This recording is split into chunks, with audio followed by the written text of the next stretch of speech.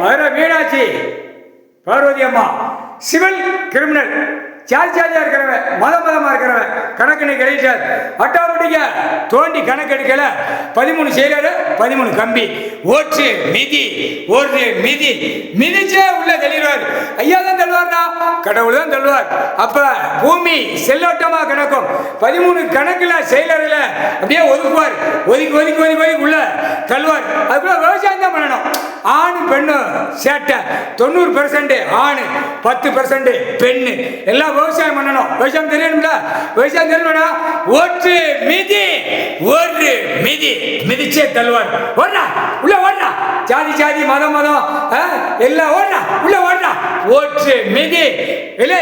ஜாதி ஜாதியா இருக்கிறவன் மதமா இருக்கிறவன் பூரா கிடக்கிறவன் என்னடா திங்கிய பாய் பேல கேடு கட்ட வேலை எல்லாம் உன்னதான் திங்கிய வாய் ஜாதியா வாய் கை காலம் கோணலா இருக்காடா இல்லை கேடு கட்ட வேலை பூமி அழிக்க வந்த கேடு கட்ட வேலை கணக்கு முக்கால் சத்தியம் பார்வதி அம்மா மதுரை மீனாட்சி அம்மன் கணக்குடா முடிஞ்சு வச்சிடா.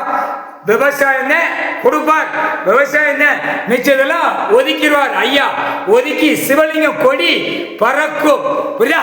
அங்கங்க சிவலிங்கம் கொடி தான் பறக்கும். எல்லா விவசாயத்துல சிவலிங்கம் கொடி பறக்கும். இப்ப இந்த கொடியை தூக்குனவன் அரசியல்வாதி. 13 செயலர் 13 கம்பி முக்கால் சத்தியம்.